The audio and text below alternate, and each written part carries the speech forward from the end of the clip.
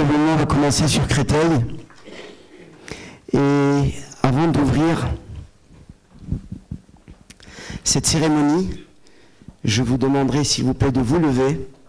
Cette semaine est sous le haut patronage de Sa Majesté, le roi du Maroc, Arbein Sro. Je vais demander au rabbin Shmuel Lévi de réciter la prière pour la bénédiction du roi.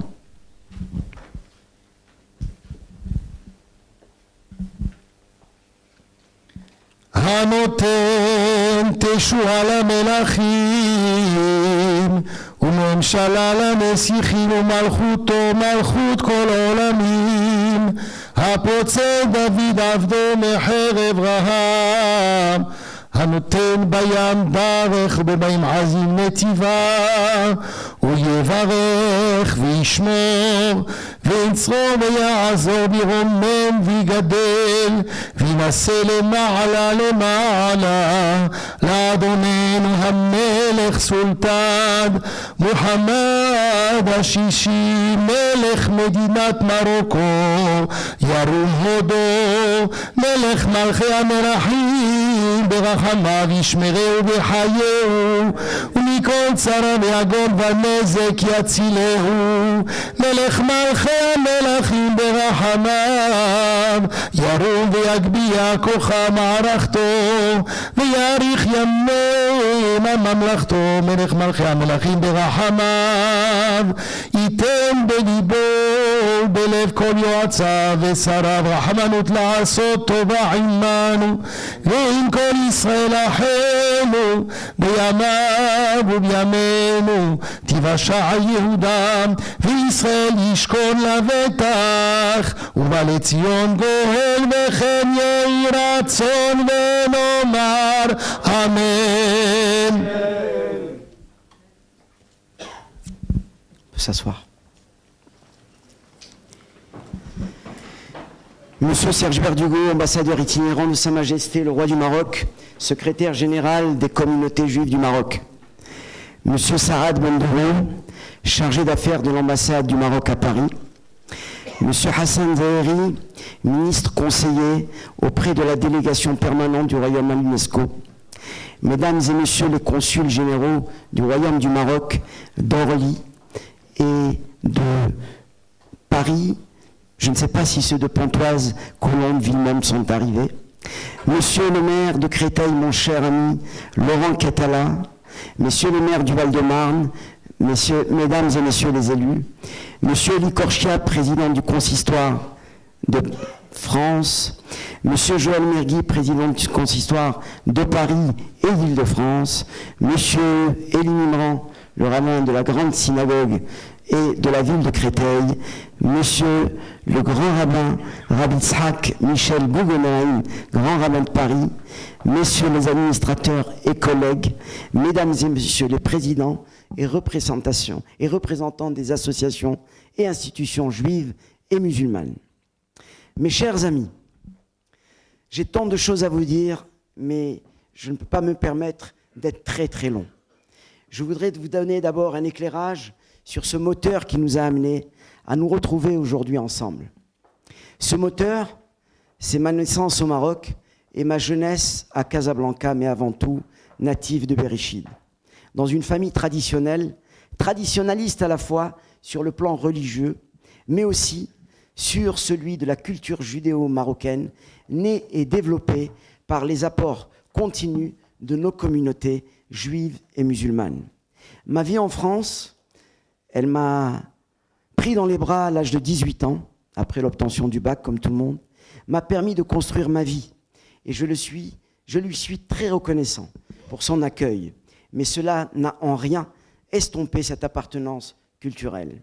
Je suis fier de m'être ainsi imprégné spirituellement de cette culture judéo-marocaine où les communautés se sentent enrichies l'une et l'autre en partageant la même langue, en mettant en commun leurs traditions et en se retrouvant dans la vénération de nos pères, d'Abraham à Moïse. Je suis fier, la population juive du Maroc, depuis le 5e siècle avant notre ère, constitué de Toshavim autochtones, s'est agrandi avec l'arrivée au XVIe siècle des Megorachim, fuyant la péninsule ibérique, vivant en paix dans le royaume chérifien. Elle a, dès le XIXe siècle, participé à la vie civile par des apports culturels et spirituels. Nos sages ont pu et ont su enrichir le patrimoine religieux, encore reconnu dans toutes les communautés juives de par le monde, ainsi que nos frères musulmans lors des pèlerinages. Et je rappellerai ce film qui tourne en boucle dans les réseaux sociaux lors de la visite de Mémoire Bénir Berhamo de Feu Sa Majesté Hassan II, où il disait que nos dayanim, nos rabbanim étaient wa'arin, étaient très durs. La population juive représentait au Maroc la plus grande des communautés juives d'Afrique du Nord. Elle a participé à la vie économique et a aidé au développement du commerce et de l'artisanat. La constitution marocaine qualifie l'apport hébraïque comme un des affluents composants de l'unité du royaume. Nos communautés ont toujours vécu ensemble et en paix, malgré les défis de l'histoire. Nous avons eu en mémoire que Feu, Sa Majesté Mohammed V, Berhamo, a su ouvrir dès 1930 les portes du royaume aux Juifs persécutés et s'est élevé contre le gouvernement de Vichy, ne voulant faire aucune distinction entre ces sujets dans le royaume hachémite.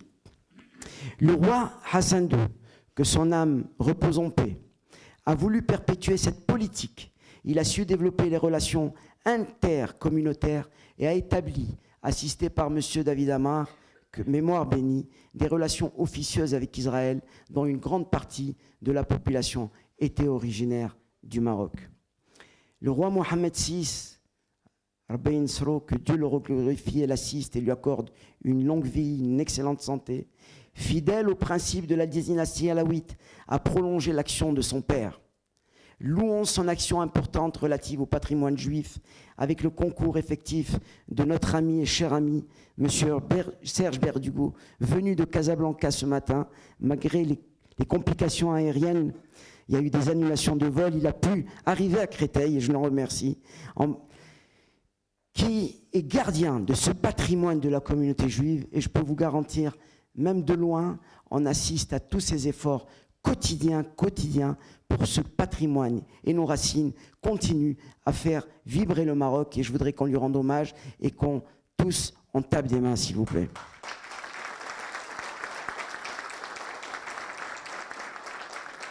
Sa Majesté Mohammed VI a conduit la réfection de nos synagogues et la réhabilitation de tous les cimetières juifs.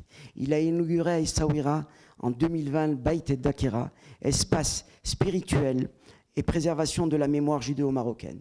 Il a eu la volonté d'engager le Maroc dans les accords d'Abraham avec Israël en décembre 2020, qui ont permis pour des pays aussi éloignés géographiquement, mais proches sentimentalement, chers amis, d'élargir et de développer des échanges dans les domaines industriels, économiques et culturels, dans une dimension qui pourrait servir d'exemple à d'autres pays intéressés. Cette manifestation a ainsi trouvé toute sa place dans notre vie culturelle et a de nombreux soutiens. J'ai transmis mes remerciements et je les renouvelle devant vous à Sa Majesté Mohammed VI, qui nous a honorés de sa confiance en plaçant cette semaine judéo-marocaine sur son haut patronage. Je tiens à remercier du fond du cœur M. Laurent Catala, maire de Créteil, pour son engagement dans cet événement, et pour son accompagnement régulier, quotidien de notre communauté, qui l'a aidé à s'épanouir, notamment dans ses manifestations culturelles et festives. La force de Créteil, monsieur le maire, c'est que nous sommes sous l'égide aussi du consistoire, et c'est pour cette raison aussi que vous nous accompagnez, parce que cette belle institution, que je salue par la présence de mon cher ami Joël Mergui, qui a un travail inlassable, au quotidien, pour mener cette belle communauté juive, parisienne et francilienne.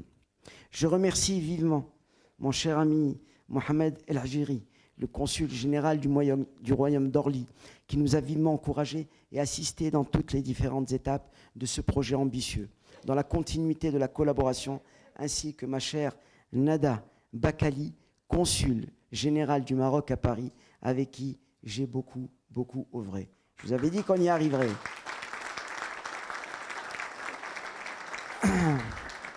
Vous pouvez aussi profiter de l'exposition juive du Maroc qui nous a été prêtée par la grande mosquée Mohamed VI de Saint-Étienne.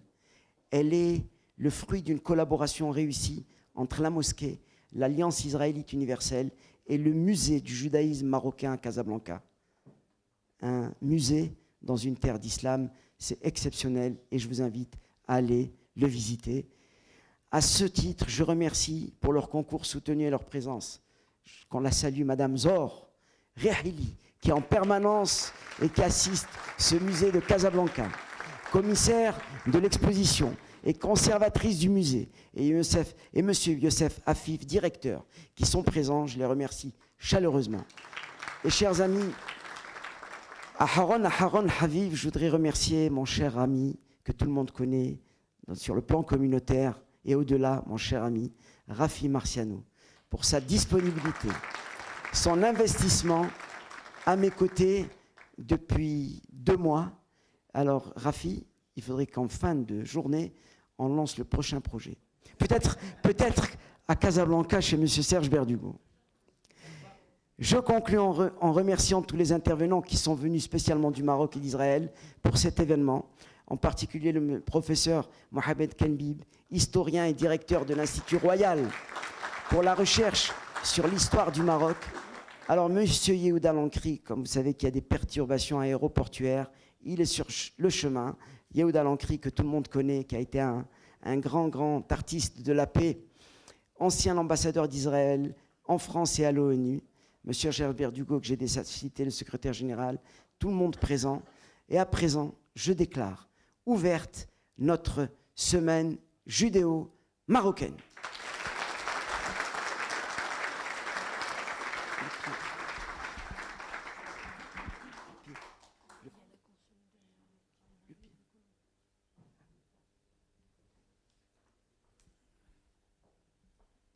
Alors, on me dit que Madame la consul de Colombe vient d'arriver. Vous êtes la bienvenue, chère Madame. Villemombe. Alors, Villemombe est là. Toute l'Île-de-France est là. En tous les cas, je vous remercie. Et bien sûr, saluer mon cher ami Jacques Yvot, qui représente la région. Et bien sûr, vice-président du consistoire de Paris et trésorier. Voilà, je ne voudrais oublier personne. Si j'ai oublié quelqu'un, ne m'en voulez pas. L'émotion est grande. Mais voilà, et bien sûr, comme j'ai dit tout à l'heure, il y a Saad Bendoro, je ne peux pas ne pas encore le resaluer, parce que quand je suis allé le voir à l'ambassade du Maroc, il m'a dit « Monsieur, j'ai demandé que votre curriculum vitae, mais vous avez notre soutien de toute mon équipe et le soutien royal. » Voilà. Alors, on accueille Monsieur Laurent Catala, le maire, notre maire adoré de Créteil.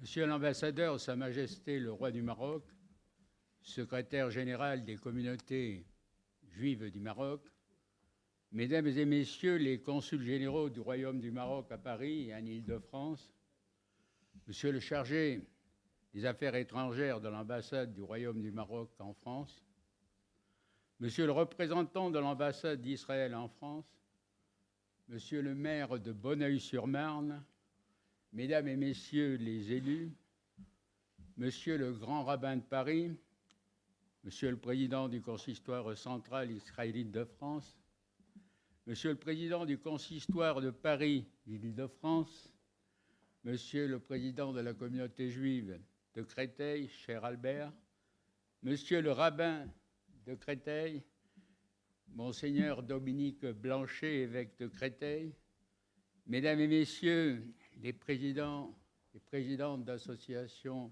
juives et musulmanes, mes chers concitoyens, et pour beaucoup d'entre vous, mes chers amis, je suis très heureux d'être parmi vous aujourd'hui pour célébrer l'ouverture solennelle de cette semaine judéo-marocaine sous le haut patronage de Sa Majesté le roi du Maroc, Mohamed VI. Je tiens tout d'abord à remercier chaleureusement Albert El Harar, président de la communauté juive et du consistoire de Créteil, ainsi que son équipe, pour avoir imaginé et organisé cet événement. Le judaïsme marocain a une histoire multimillénaire, remontant selon les sources entre le XIe et le IIe siècle avant Jésus-Christ. Au cours de ces millénaires, l'histoire de la communauté juive du Maroc s'est intimement confondue avec l'histoire du pays. Les Juifs marocains ont fortement marqué l'évolution des arts et des sciences, offrant au Maroc certains de ses plus grands savants, médecins, artistes et hommes de lettres. Durant des siècles où l'intolérance et les conflits religieux étaient la triste norme, le Maroc faisait déjà figure d'exception. Un royaume à la croisée des différents mondes, au sein duquel coexistaient de nombreuses communautés dans une harmonie qui nous semble aujourd'hui très précieuse. Ce n'est pas par hasard que la communauté juive andalouse, victime de persécutions dues à la reconquête catholique, a choisi d'émigrer majoritairement vers le Maroc, amenant avec elle toute la richesse scientifique, littéraire et artistique de l'âge d'or de l'Andalousie. Ce fut notamment le cas du grand savant, philosophe et théologien Maïmonide, l'un des plus brillants esprits de son époque. Il est encore aujourd'hui le symbole de la renaissance scientifique, culturelle et économique qu'a connue le Maroc grâce à sa tradition de tolérance, d'ouverture et de coexistence. Il est aussi le symbole d'une fusion spirituelle et culturelle unique dans le monde arabe, qui a fait la force et construit l'identité du royaume du Maroc. La communauté juive marocaine a bien sûr connu des difficultés, traversé des éruptions d'intolérance et de violence. Elle a heureusement été protégée des pires horreurs du XXe siècle par Sa Majesté Mohamed V, juste parmi les nations. Mais la communauté juive du Maroc a cependant connu durant ce siècle de terribles déchirements, laissant de profondes cicatrices qu'il faut continuer de soigner pour réparer le lien de la communauté avec son histoire et retisser les fils de ses mémoires brisées. Car, vue dans son ensemble, cette histoire dessine un remarquable modèle de coexistence et d'enrichissement mutuel des cultures et des cultes. C'est une symbiose singulière, mise en œuvre et sauvegardée par la dynastie alaouite. Ainsi, le musée du judaïsme marocain a été inauguré dès 1997 à Casablanca sous l'impulsion de Sa Majesté Mohamed VI. La Constitution reconnaît depuis 2011 que l'identité nationale marocaine s'est forgée et a été enrichie dans la diversité des communautés du pays, dont la communauté juive est une composante vitale, et les jeunes Marocains apprennent cette histoire dès l'école primaire. Enseigner cette histoire est particulièrement important en ces temps où le dialogue apparaît de plus en plus difficile, où l'intolérance et le repli culturel semblent progresser de nouveau. car l'éducation, l'ouverture aux différentes cultures et la compréhension de l'autre ont toujours été nos meilleurs remparts contre les vagues d'intolérance qui menacent régulièrement de se transformer en folie meurtrière. C'est à nous au quotidien de lutter contre ces dangereuses tendances, de célébrer le métissage culturel et transmettre aux jeunes générations la mémoire de la coexistence pacifique des communautés au Maroc et bien sûr ailleurs dans le monde. Cela me tient d'autant plus à cœur que Créteil est une ville qui assume et revendique sa diversité comme un élément central de son dynamisme et de son identité, et qui a eu la chance d'accueillir une large communauté juive qui a apporté une contribution très importante à notre vivre ensemble. C'est pour toutes ces raisons que je suis particulièrement heureux et fier de vous accueillir aujourd'hui à Créteil et de célébrer à vos côtés, tout au long de cette semaine, la richesse de l'histoire et de la culture de la communauté juive marocaine. Je vous remercie.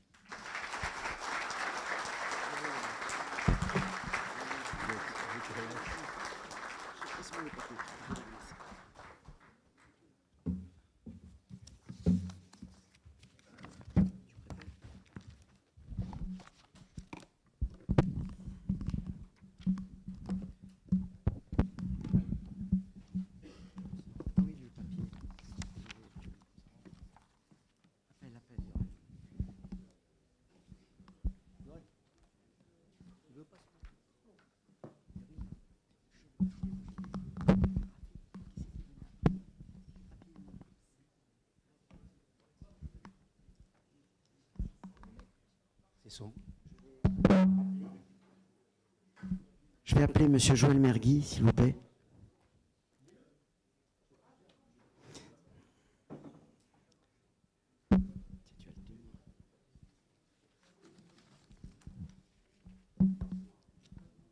Monsieur le représentant de l'ambassade du Maroc, mesdames et messieurs les consuls, monsieur le maire de Créteil, cher Laurent Catala, monsieur le grand rabbin de Paris, monsieur le président du consistoire de France, mais monsieur le représentant du roi du Maroc, cher Serge Verdugo, et président de la communauté juive du Maroc, des conseils des communautés juives du Maroc, cher Albert, président de la communauté juive de Créteil, cher représentant du consistoire de Paris et du consistoire de France, Jacques Bobot et Pascal Carsanti, et puis d'autres qui sont là, messieurs les rabbins, mesdames et messieurs, chers amis, marocains ou non marocains, mais nous sommes tous ici dans une journée de fraternité, d'amitié, et je peux dire avec beaucoup de plaisir le bonheur que j'ai de pouvoir participer à l'introduction de cette journée, d'avoir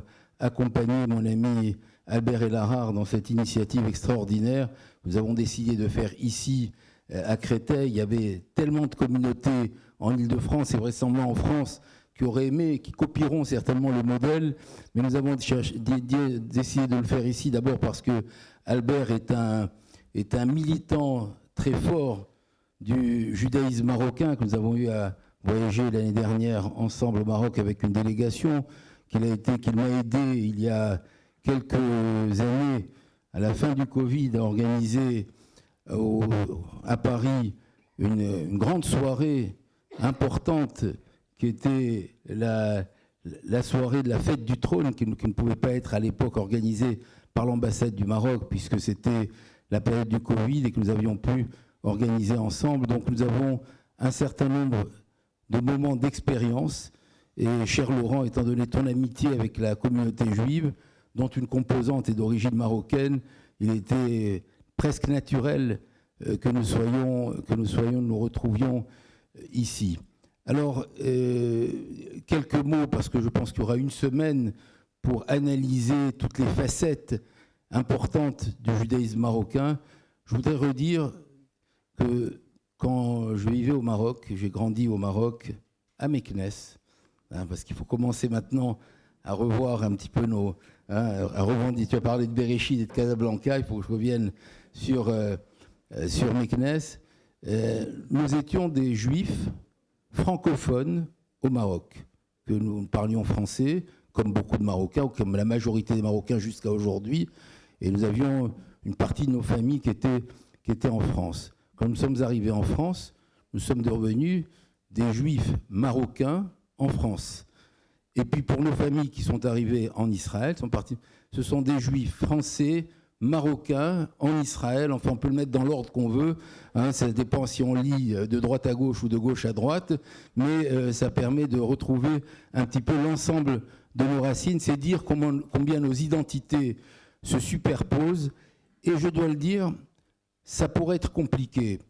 Et je pense qu'on sait que j'essaye toujours de dire les choses sans fioriture.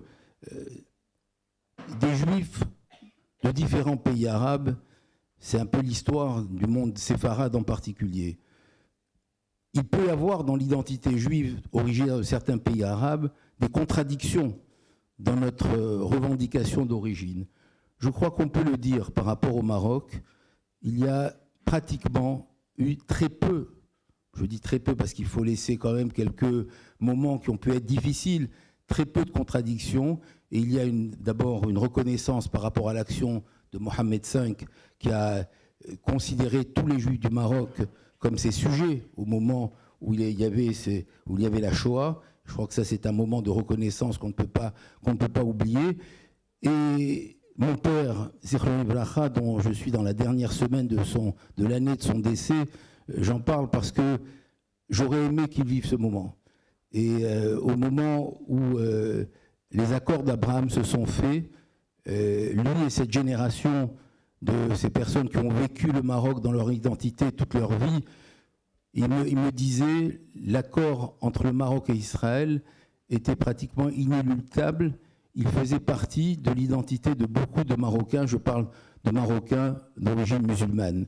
Et je crois que s'il pouvait y avoir parfois une difficulté avec l'attachement des Juifs du Maroc avec Israël, cette difficulté a été levée grâce au roi, puisqu'il a permis effectivement de régulariser cette relation juif, arabe, Maroc, Israël, qui permet finalement de ne pas avoir de contradiction ni dans nos origines, ni dans nos identités, ni dans nos appréciations et dans nos soutiens. Je voudrais vraiment le redire parce que c'était une forme de soulagement de se dire, je crois aussi, pour beaucoup de musulmans marocains, de pouvoir dire aussi leur amitié avec le peuple juif et avec l'État d'Israël. Je le redis, je me souviens au moment des accords d'Abraham, à un moment où c'était juste avant Hanouka, et ce moment où nous avions allumé la Hanoukia avec l'ambassadeur d'Israël, l'ambassadeur du Maroc et l'ambassadeur des États-Unis, les trois mains ensemble sur la même Hanoukia. Je crois que c'était la lumière qui revenait, qui permettait effectivement une nouvelle étape dans les vies que nous menons. Je suis fier d'être juif originaire du Maroc. Je suis fier de mes origines. Je viens de quitter, il y a quelques minutes, avec un certain nombre de collègues, un ministre israélien de la Aliyah, le ministre qui accueille en Israël les juifs qui viennent de partout dans le monde. Et je voudrais dire qu'il n'y a jamais de contradiction. Il faut vivre à l'aise avec ses identités. On peut soutenir des juifs qui vivent en Israël, soutenir des juifs qui sont à l'aise dans leur identité juive en France, soutenir ceux qui revendiquent leur identité marocaine, ceux qui aiment retourner au Maroc, ceux qui vivent au Maroc. Et je crois un peu cette force que nous avons, et nous avons une responsabilité. Nous, juifs marocains, et les musulmans marocains qui vivent en France. Nous sommes les plus grandes communautés originaires du Maroc qui vivent en France. La communauté juive marocaine est une des plus grandes communautés juives d'Europe originaires du Maroc, et la communauté marocaine qui vit en France est une des plus grandes. Dans le dialogue judéo-arabe, je pense que nous avons une responsabilité fondamentale pour montrer tout ce qui est possible de faire sans renier des problématiques et justement en associant nos différents efforts. Voilà ce que je voulais dire. J'ai des souvenirs d'enfance sont là. Quand je vous vois, ils renaissent, que ce soit l'odeur du thé à la menthe, que ce soit la shbakia, que ce soit le skse, et que ce soit toutes les liturgies également, les piotimes qu'on verra tout au long de cette semaine certainement refleurir ici. Je voudrais finir en disant que le judaïsme marocain a donné des personnalités, le judaïsme et la marocanitude. J'étais au Maroc pour une semaine avec toi, Serge, de la marocanitude. C'est un mot que je ne connaissais pas bien et que la marocanité, que je ne connaissais pas bien, on a pu revoir les personnalités marocaines, juives ou arabes qui ont contribué à travers l'histoire du Maroc dans le monde. J'ai des petits-enfants notamment qui vivent en Israël et qui se revendiquent comme marocains alors qu'ils n'ont jamais connu le Maroc et qui chantent à la perfection les piotimes marocains. Donc je pense que c'est ça notre force, c'est de garder nos identités, de les additionner, de les faire réussir ensemble et de les faire rayonner ensemble. Et je finirai en parlant, puisque pendant toute cette semaine, nous allons parler de l'apport du judaïsme marocain, l'apport qu'il a apporté en France. Nous avions monsieur le grand rabbin de Paris, que Dieu vous donne longue vie, nous avions un grand rabbin de Paris d'origine marocaine, le rabbin Messas, et son père, le grand rabbin Messas, a été à la fois grand rabbin du Maroc et a été à la fois grand rabbin de Jérusalem. C'est pour montrer combien les liens sont forts. Et le grand rabbin de Jérusalem actuel était le grand rabbin d'Israël pendant de nombreuses années et il est originaire du Maroc. C'est dire combien l'apport de la culture marocaine est fondamental. Continuons à cultiver nos racines pour créer et construire cet avenir commun fondamental. Merci beaucoup. Merci Joël. Nous avons 5 consuls ici présents. Il y a des passeports verts qui sont disponibles. Merci de vous inscrire. À entendre parler Joël, on peut tout délivrer aujourd'hui. Et il y a le thé à la menthe qui t'attend pas loin d'ici, Joël. Alors j'ai omis, tout à l'heure, comme je vous ai dit, je tenais à m'excuser, de saluer mon cher ami, l'imam Chalgoumi, qui a toujours été présent. En plein Covid, on n'a pas déconnecté avec l'extérieur. On réalisait des soirées Zoom de cet endroit ici. On était peut-être 10 avec la technique. Et je salue la technique, Johan, Didier et Michael, vraiment, qui sont toujours là. Hein, c'est pas des tennisman, mais c'est des Marocains aujourd'hui. Donc voilà, en tous les cas, merci. Et non. Avec nous, Monsieur Chalgoumi Hassan, il est tunisien, algérien, marocain, israélien, il a toutes les nationalités.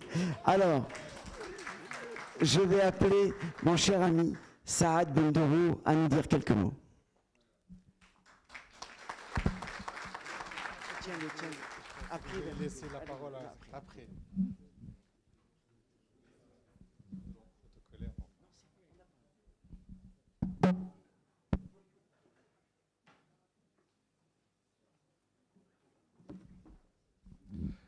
Monsieur le maire, monsieur le rabbin, Excellences, monsieur l'ambassadeur, messieurs les présidents, très chers collègues, mesdames et messieurs, très cher Albert, je voudrais te remercier encore une fois pour cette belle semaine qui s'annonce déjà fructueuse et pleine de promesses en tout cas, et qui revivifie l'esprit du vivre ensemble et qui, en ces temps de tension et de violence, mérite d'être revisité pour montrer le lien entre les deux composantes judaïques et marocaines qui ont dans l'histoire constitué une composante importante de la civilisation marocaine plurielle. Le Maroc ayant démontré qu'il fut par son histoire et son patrimoine historique un carrefour d'échanges marqué par un brassage culturel et ethnique entre musulmans, juifs et chrétiens, entre arabes et berbères et entre populations d'origine européenne et d'origine africaine. Un même continuum, une réalité confortée par le fait qu'il a toujours existé au plus haut niveau une forte volonté assumée par l'Institut de la commanderie des croyants, exercée par les souverains du Maroc, garante de la quiétude de tous les citoyens et du bien-être. En témoigne encore une fois le haut patronage de Sa Majesté le roi Mohammed VI. Sans remonter très haut dans l'histoire et rappeler par exemple que la victoire d'Oued el-Makhazine était commémoré dans les synagogues depuis 1578, sans rappeler le rôle joué par les Juifs dans les relations du Maroc avec l'Europe, j'évoquerai un temps fort de la relation existant entre la monarchie et nos concitoyens. Ce temps fort, c'est le refus de Mohamed V, que vous avez évoqué tout à l'heure, d'appliquer la législation sur les Juifs du gouvernement de Vichy, sa résistance aux lois racistes de Vichy, au moment où l'Europe est en proie au nazisme. Son courage était tel qu'il avait invité à la fête du trône de 1941 les notables juifs qu'il avait placés auprès des officiels français et des membres de la commission d'armistice allemande, et qu'au général Noguès, qui lui annonçait que 200 000 étoiles jaunes étaient prêtes pour l'identification des Juifs du Maroc, il répliqua qu'il en fallait une cinquantaine de plus pour lui et sa famille. En ces temps de montée des extrémismes et du rejet,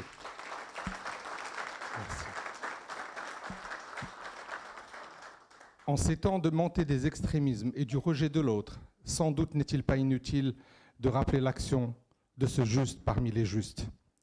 En témoigne le discours adressé en 2012 par Sa Majesté le roi Mohammed VI au projet d'Aladin, dont l'objectif premier est de construire un dialogue interculturel et interreligieux et combattre les différentes formes d'antisémitisme, de négationnisme et de racisme.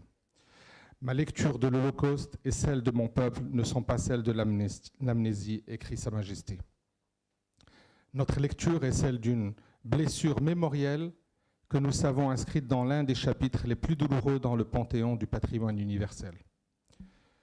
Mesdames et messieurs, le Maroc, à partir de l'espace arabo-musulman, a su dire non à la barbarie et aux lois du gouvernement de Vichy. Le Maroc, dès les années 30, avait ouvert ses portes aux communautés juives européennes qui avaient vu le danger pointer à l'horizon. Et comment son grand-père, le roi Mohammed V, avait su s'opposer à l'application des lois racistes de ce même gouvernement aux Marocains de confession juive. Mesdames et messieurs, nous retrouvons une même continuité de protéger la communauté juive avec feu Hassan II et de renforcer le dialogue interreligieux. En témoigne l'accueil réservé aux différents responsables de la communauté juive, mais aussi de la communauté chrétienne. La visite du pape Jean-Paul II en 1985 a fait du Maroc le premier pays musulman à accueillir le représentant du monde catholique. En témoignent aussi ces efforts de mise en relation entre les responsables des différentes communautés en vue d'instaurer la paix au Moyen-Orient. En témoignent aussi les différentes rencontres organisées avec l'UNESCO, comme celle des routes de la foi en juin 1995, suivie en juin 1997 par la rencontre portant sur la promotion du dialogue interreligieux et par la rencontre portant sur le dialogue entre les trois religions monothéistes vers une culture de la paix. Tout ceci étant intégré au projet transdisciplinaire vers une culture de la paix porté par l'UNESCO qui met en œuvre l'esprit de la paix et de la tolérance entre les peuples et de la tolérance entre les groupes aussi et les individus, des projets de culture de la paix qui se déclinent sous forme musique, art, poésie et formes traditionnelles de communication, gastronomie, architecture et autres. Mesdames et messieurs, Sa Majesté le roi Mohammed VI, que Dieu l'assiste, s'attache à cette culture de la paix et du dialogue et lui a imprimé une nouvelle dynamique, notamment la réforme du champ religieux qui réaffirme l'esprit de l'islam, de la modération et de la tolérance. La formation des ulama du Maroc et de l'Afrique à l'Institut de formation des imams Mohammed V va dans ce sens de respect des autres religions. La charte de l'éducation et de la formation, la libération du paysage audiovisuel, la création de la fondation des trois cultures et des trois religions de la Méditerranée créée en collaboration avec l'Espagne.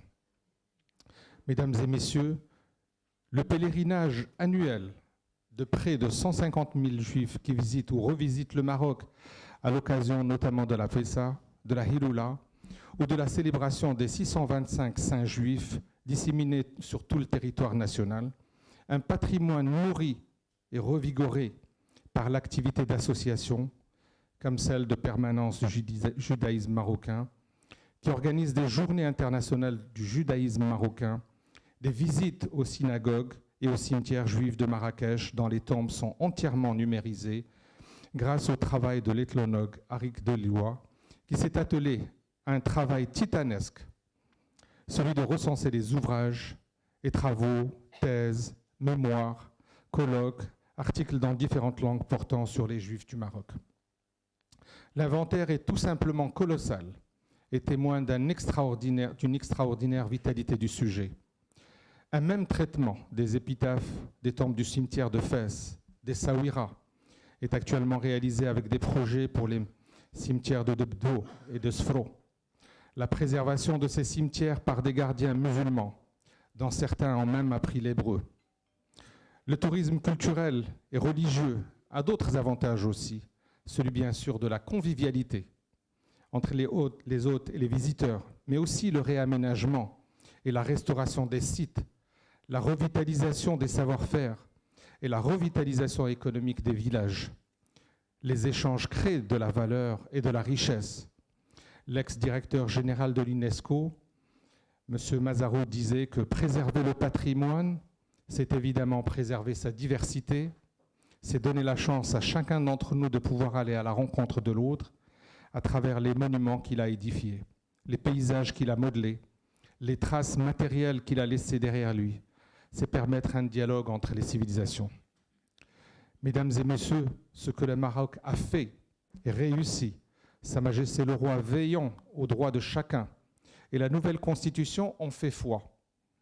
Le préambule de la loi fondamentale du Royaume du Maroc rappelle que le Maroc est un État musulman, souverain, attaché à son unité nationale et à son intégrité territoriale. Le Royaume du Maroc entend préserver dans sa plénitude et sa diversité son identité nationale, une et indivisible. Son unité, forgée par la convergence de ses composantes arabo, islamiques, amazirs et saharo-hassaniens, s'est nourrie et enrichie de ses affluents africains, andalous, hébraïques et méditerranéens.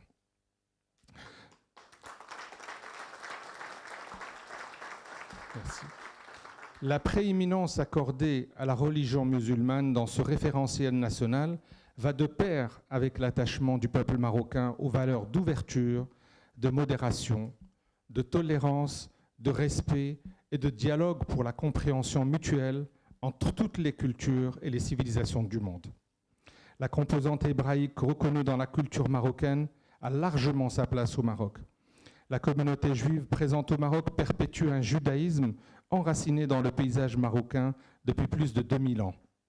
Elle a ses institutions, ses écoles, ses maisons de retraite, ses synagogues, parfaitement intégrées dans le paysage culturel du Maroc. Ces synagogues font partie intégrante du patrimoine national et une attention particulière est apportée à sa préservation. En témoigne la réhabilitation de la synagogue de Slat el-Fassin de Fès, la synagogue d'Anan du Mellah de Fès, qui ont été restaurés et bien d'autres lieux de prière. Le patrimoine, c'est aussi les Mellah, les maisons, comme la maison des Oana à Meknes et celle des Korkos à Marrakech, mais c'est aussi le patrimoine immatériel qu'il faut préserver, comme la cuisine, la mahia, les traditions vestimentaires, la poésie, le savoir-faire des artisans, bijouterie et autres. Préserver, réhabiliter, favoriser le tourisme, tout cela crée un cercle vertueux, créateur de convivialité, de paix, mais aussi créateur de richesse. Le rapport que le Maroc entretient avec l'affluent juif de sa culture lui permet à son tour de s'enrichir du lien qu'entretiennent les Juifs marocains avec leur pays d'origine. Comme l'écrit le sociologue Arik Deloa, depuis tous les lieux de dispersion d'Israël au Canada, en passant par la France, l'Espagne, le Brésil et en passant par d'autres contrées, la mémoire séfarade fait rayonner sa nostalgie du terreau marocain. Sa contribution historique au patrimoine national explique largement cette résistance et cette persistance au judaïsme marocain. Mesdames et messieurs, avec la montée des périls, des intolérances un peu partout dans le monde, ce modèle du vivre ensemble est menacé. Il y va de notre responsabilité à tous, de notre responsabilité commune, nos Marocains juifs et musulmans, à le préserver et à le sauvegarder. Le judaïsme marocain constitue un groupe humain influent de par le monde et qui entretient des liens affectifs avec le Maroc, avec son passé, sa mémoire et son patrimoine religieux et culturel. Un patrimoine qui nous rappelle que ce sont les rabbins juifs qui ont fondé la base de la grammaire et de la poésie hébraïque et que c'est à Fès que Rabbi Ishaq el-Fassi composa son œuvre, le Talmud Kaina, qui est le guide le plus complet de la halakha. Et j'imagine que Sekenbib, ici présent, prolongera là-dessus et témoignera là-dessus également. Mesdames et messieurs, très cher Albert, désolé, j'étais un peu trop long, mais en tout cas, permettez-moi de dire que c'est tout ce patrimoine, ce passé, cette mémoire vivante qu'il nous faut préserver dans un pays qui défend les valeurs du vivre ensemble, et ce, dans un esprit de co-responsabilité. Je vous remercie. Merci. Merci, Sarad. Merci beaucoup. Merci, merci. C'est vrai qu'on ne peut pas vivre le présent sans évoquer le passé. C'est clair. Vous avez vu, mon cher ami Laurent, chaque fois que la communauté organise quelque chose, que ce soit la journée champêtre, le matin il pleut et le après-midi il y a du soleil.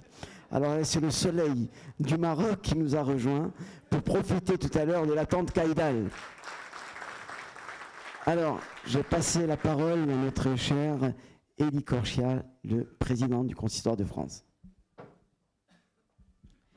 Merci mon cher Albert. Albert a tellement déjà tout dit et bien présenté tout le monde que je ne me risquerai pas à rappeler tous les participants, mais vous dire combien je suis heureux d'être à vos côtés, à toutes et à tous, en ce jour, à la fois pour représenter le Consistoire de France, mais aussi le Grand Rabbin de France qui se trouve à Colmar, dans l'est de la France, mais qui est avec nous par le cœur aujourd'hui, mon cher Albert. Et je voudrais commencer d'abord par féliciter toute l'équipe qui est à tes côtés et qui a réussi à organiser ce très très bel événement, avec évidemment le Concert de Paris, saluant le Grand Rabbin de Paris et le président du Concert de Paris. Cher Serge Berdugo, monsieur le rabbin, ce que j'aimerais vous dire est en 3 temps. Et je serai relativement bref parce que lorsqu'il y a beaucoup de prises de parole, effectivement, je vais essayer de faire assez court. Mais vous dire les trois choses auxquelles j'ai pensé aujourd'hui lors de cette cérémonie. La première chose, c'est le mot de fraternité que tu as rappelé, qui a été rappelé précédemment, et je le dis après avoir écouté attentivement monsieur l'ambassadeur du Maroc, et je salue les consuls et les élus qui sont ici présents. C'est un moment de fraternité avant tout aujourd'hui.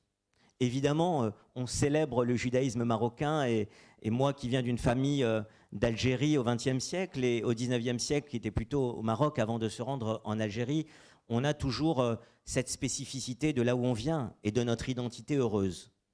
Mais ce n'est pas tellement les Juifs du Maroc, les Juifs d'Algérie, de Tunisie. Aujourd'hui, on célèbre le judaïsme marocain, mais ce qui est important, c'est de savoir que nous sommes ici, avant tout, pour la fraternité des uns et des autres. Qu'on soit musulman, qu'on soit juif, qu'on ne soit ni juif ni musulman. On est ici, et je le dis à côté de mon ami Hassan Chalgoumi, alors que j'avais participé avec lui à la mosquée de Drancy à un très très beau moment il y a quelques mois. Nous sommes ici avant tout parce que nous avons besoin, dans une période où tout semble nous diviser, de choses qui nous rassemblent. Et je crois que cette belle semaine du judaïsme marocain, mon cher Albert, elle met avant tout d'abord la coexistence, la fraternité et la paix.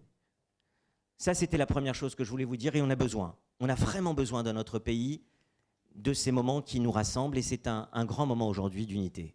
La deuxième chose que je voulais vous dire, c'est qu'il y a quelques mois, il y a exactement 1 an, j'avais accepté la proposition de Jack Lang, président de l'Institut du monde arabe, qui avait organisé un très bel événement, cette exposition sur les Juifs d'Orient, qui n'était pas facile à organiser, qui a même été critiquée par certains obscurantistes, et qui a réuni plus de 100 000 personnes à Paris. J'avais accepté sa proposition qu'il m'avait faite de réunir des représentants et des leaders pour cette exposition Juifs d'Orient. Et nous avions fait une première cérémonie avec les représentants des cultes, musulmans, juifs, catholiques, protestants, bouddhistes, en présence du ministère de l'Intérieur. Une deuxième visite avec des jeunes de classe de 3e et de 2e qui étaient venus avec leurs enseignants. Et puis une 3e visite que j'avais organisée avec des responsables du consistoire à travers toute la France. Et mon ami Jacques Bobot, vice-président du consistoire de France, s'en souvient bien. Je le dis pourquoi ? Parce qu'à chaque fois qu'il nous est donné l'opportunité de faire du lien les uns avec les autres à travers les différents cultes et les différentes cultures, il ne faut pas laisser passer cette opportunité. Et c'était le cas il y a 1 an tout juste, et c'est encore le cas aujourd'hui dans ce prolongement que je vois à travers cette semaine du judaïsme et des liens entre les Juifs et le Maroc. Et puis la 3e chose, on n'en a pas parlé, Mais dans quelques jours, nous passerons d'une fête à une autre fête et nous célébrerons, pour nous juifs, la fête de Pessah. Et mes chers amis, en dehors d'Israël, je crois que l'endroit où il y a le plus de Pessah organisés aujourd'hui, ce n'est pas sur le territoire français, c'est sur le territoire marocain, puisque je serai moi-même au Maroc dans un mois jour pour jour, puisque nous serons dans la semaine, dans les 8 jours de Pessah, et j'aurai le plaisir. Alors j'irai peut-être faire un tour à Casablanca, cher Serge Berdugo, mais je serai à Marrakech pour passer avec ma famille quelques jours de repos et de vacances à travers cette fête de Pessah au Maroc. Ça sera aussi l'occasion de rappeler l'union indéfectible entre les Juifs de France et le Maroc. Merci Elie, merci. Vous avez vu que j'avais raison, que tout le monde cherche à avoir la nationalité marocaine. Je ne me trompe pas, je suis votre ambassadeur, pas de souci. En tous les cas, je suis heureux de voir tout le monde aussi, vraiment, la salle aussi nombreuse, cette belle synagogue. Et Joël, vraiment, c'est toujours ma fierté d'avoir cette étiquette consistoriale au-dessus de moi, et ce qui nous renforce à faire de belles actions. Alors, pour conclure, je vais donner la parole à celui qui nous vient du Maroc, malgré les difficultés aériennes, Monsieur Serge Berdugo.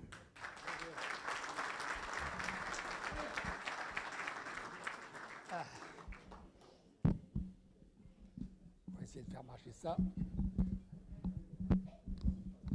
Voilà.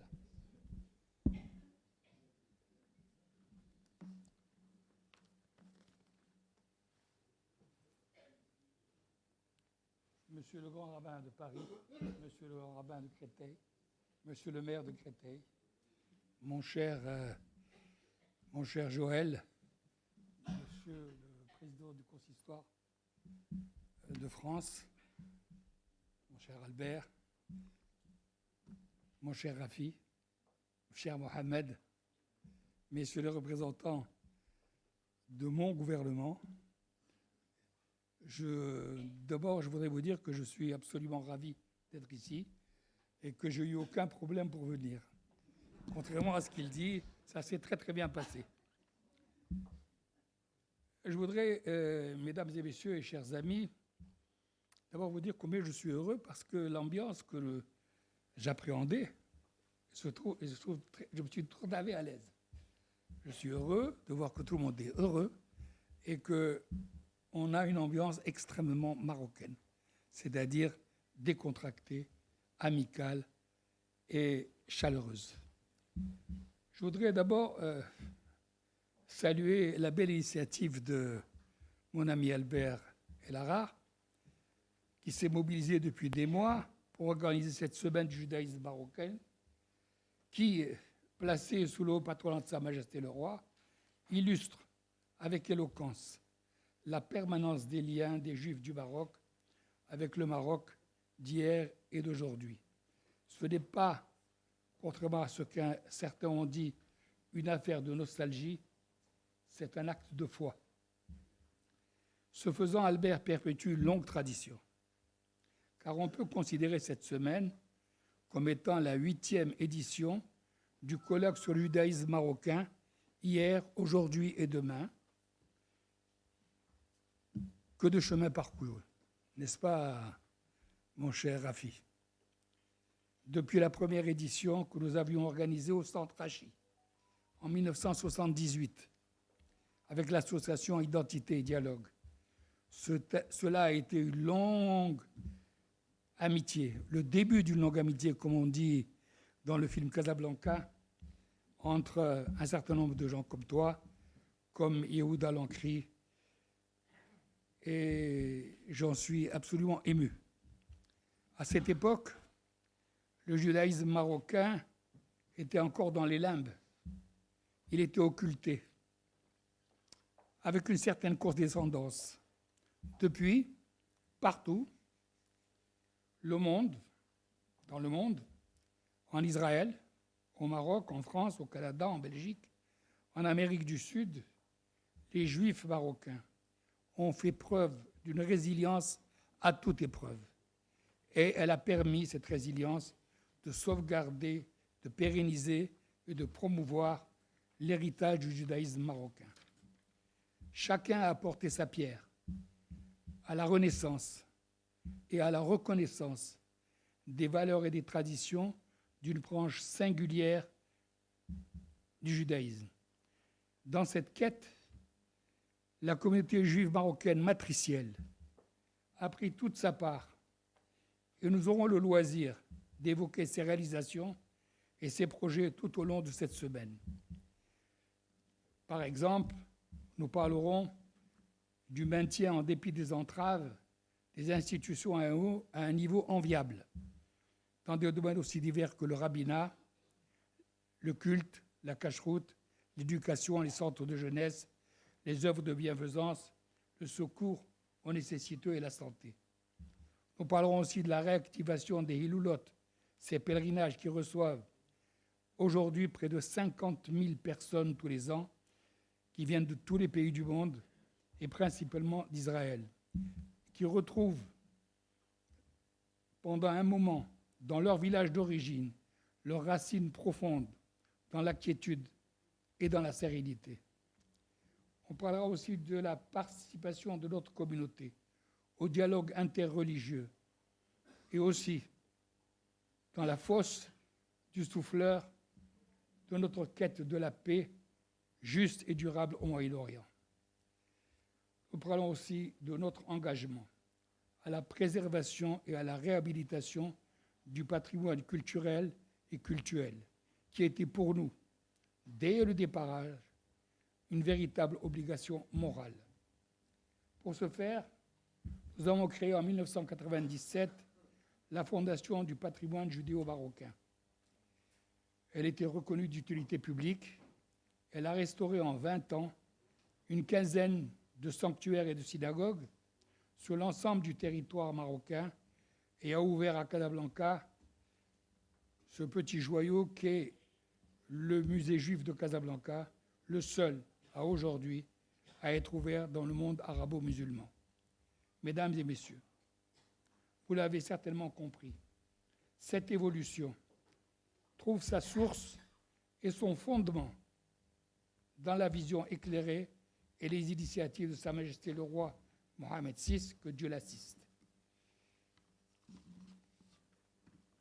En 2010, le roi a lancé un vaste programme de sauvegarde du patrimoine judéo-marocain comme partie intégrante du patrimoine national, illustré par plusieurs initiatives royales.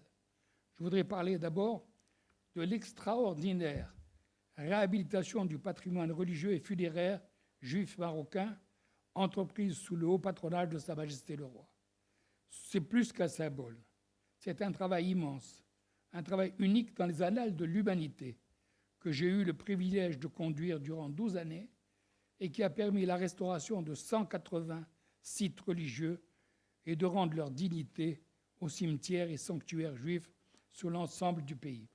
C'est aussi, comme en 2013, l'appel royal, je cite, à la restauration de tous les temples juifs dans les différentes villes du royaume, de sorte qu'ils ne soient plus seulement des lieux de culte, mais également un espace de dialogue culturel et de renouveau des valeurs fondatrices de la civilisation marocaine. 2 exemples des plus significatifs de ces initiatives royales étant la restauration de la synagogue Atiya d'Essaouira qui abrite aujourd'hui Dar d'Akira et le centre d'études et de recherche Haïm Zafrani, et la synagogue Assaïa de Tanger qui, après sa réhabilitation en 2021, abrite le musée juif Bet Yehuda. Enfin, je voudrais quand même citer le fleuron de toute la des espaces muséaux marocains. En 2018, Sa Majesté a lancé le Musée national de la culture juive à Fès, qui ouvrira ses portes, je l'espère, avant la fin de 2023.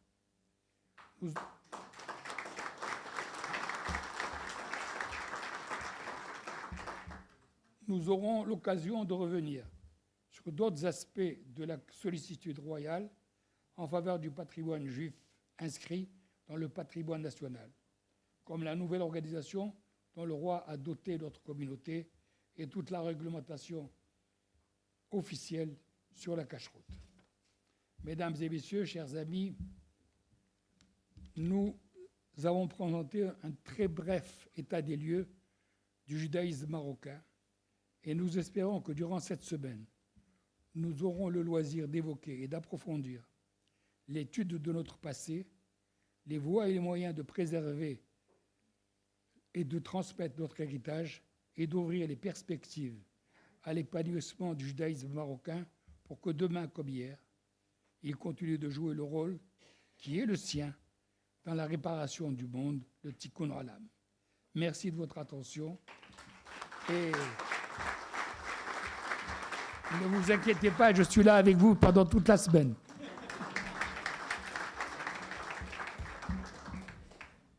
Chers amis, avant de passer à la partie vernissage, on va demander au grand rabbin de Paris juste un petit mot, il est très rapide, et surtout réciter la prière pour la République française.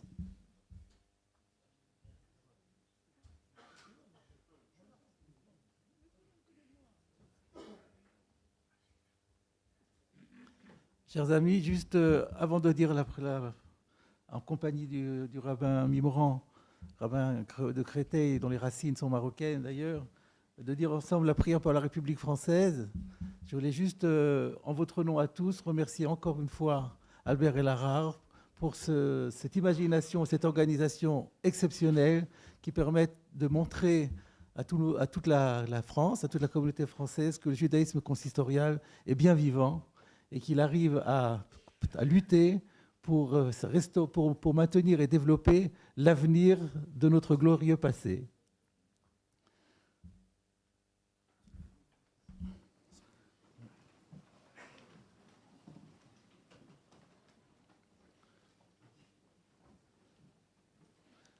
Dieu éternel, créateur et maître de l'univers, la force et la puissance t'appartiennent. Par toi seul, tout s'élève et tout s'affermit. Bénis et protège la République française et le peuple français. Amen. Amen. Éclaire ceux qui président aux destinées de l'État, afin qu'ils fassent régner dans notre pays la paix et la justice. Amen. Amen. Que la France vive heureuse et prospère, qu'elle soit forte et grande par l'union et la concorde, et conserve son rang glorieux au sein des nations. Amen. Que la France, berceau des droits de l'homme, défende en tout lieu et en tout temps le droit et la liberté. Amen. Amen. Que l'Éternel accorde sa protection et sa bénédiction à nos soldats qui s'engagent partout dans le monde pour défendre la France et ses valeurs. Les forces morales, le courage et la ténacité qui les animent sont notre honneur. Amen. Accueille favorablement nos vœux, que les paroles de nos lèvres et les sentiments de notre cœur trouvent grâce devant toi, ô Éternel, notre Créateur et notre Libérateur. Amen. Amen. Merci le grand rabbin. Alors là, on va demander à Zor, c'est elle qui prend la relève. J'ai trop parlé. On va passer à la Sandrine Gozlan pour... Vous allez nous éclairer sur ces beaux tableaux qui sont exposés. Alors Zor, je l'ai déjà présenté tout à l'heure, hein, Zor est la conservatrice du musée du judaïsme de Casablanca. Allez, on va passer à la salle Henri Gozlan. Il y a un thé qui vous sera servi.